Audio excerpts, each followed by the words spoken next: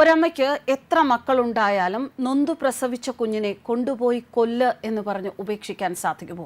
അങ്ങനെ ചില അമ്മമാർക്കെങ്കിലും സാധിക്കുമെന്ന് തന്നെയാണ് വിശ്വസിക്കേണ്ടത്. ചേർത്തല പള്ളിപ്പുറത്ത് നവജാത ശിശുവിനെ അമ്മയും കാമുകനും ചേർന്ന് കൊലപ്പെടുത്തിയ കേസിൽ കൂടുതൽ വിവരങ്ങൾ പുറത്തുവരുന്നു.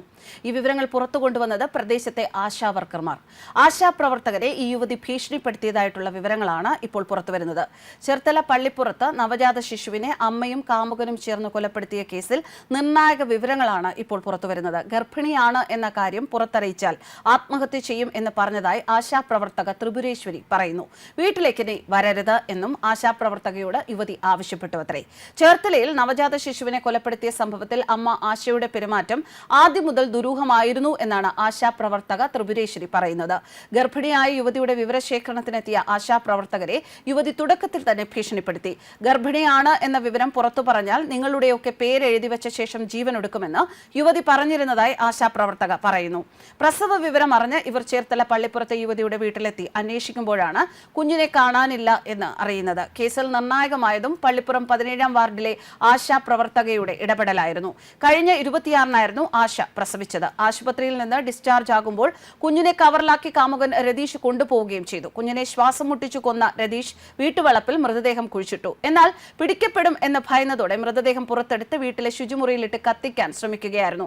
അന്വേഷിച്ചു വന്ന ആശാപ്രവർത്തകർ കുഞ്ഞിനെ കാണാതായതോടെ അധികൃതരെ വിവരം അറിയിക്കുകയും കൊലപാതകത്തിന്റെ ചുരുൾ അഴിയുകയും ചെയ്തു. രതീഷാണ് ഭർത്താവ് എന്ന വ്യാജേന ആശുപത്രിയിൽ കൂട്ടിരിപ്പുകാരായി നിന്നു. പ്രസവശേഷം അമ്മയും കുഞ്ഞും ഓഗസ്റ്റ് 31-നാണ് ആശുപത്രി വിട്ടത്. തുടർന്ന് ആശ കുഞ്ഞിനെ ബിഗ് ഷോപ്പറിലാക്കി രതീഷിന് കൈമാറി.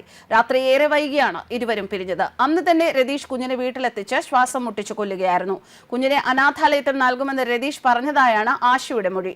കുഞ്ഞിന്റെ മൃതദേഹം രതീഷിന്റെ വീട്ടിലാണ് കണ്ടെത്തിയത്. ടോയ്ലറ്റിൽ ഒളിപ്പിച്ച നിലയിലായിരുന്നു മൃതദേഹം. കൊലപ്പെടുത്തിയ ശേഷം കുഴിച്ചിടുകയായിരുന്നു.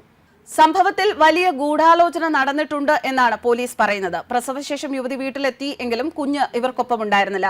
കുഞ്ഞിനെ കാണാതായതോടെയാണ് ആശാ വർക്കർമാർ ജനപ്രതിനിധികളെയും തുടർന്ന് ചേർത്തല പോലീസിലും വിവരം അറിയിച്ചത്. ആശാ വർക്കർ ചോദിച്ചപ്പോൾ തൃപ്പൂണിത്തുറയിലെ മക്കളില്ലാത്ത ദമ്പതികൾക്ക് നൽകി എന്നായിരുന്നു യുവതിയുടെ മറുപടി.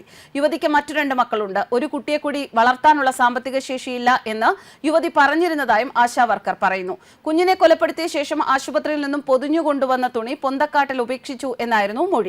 ഇതിന്റെ അടിസ്ഥാനത്തിലാണ് വീടിന് സമീപത്തെ കുറ്റിക്കാട്ടിൽ പരിശോധന നടത്തിയത്. വീട്ടിലെ സെപ്റ്റിക് ടാങ്കിന് സമീപത്തും പോലീസ് പരിശോധന നടത്തി. ന്യൂസ് ഡെസ്ക് കർമ്മ ന്യൂസ്.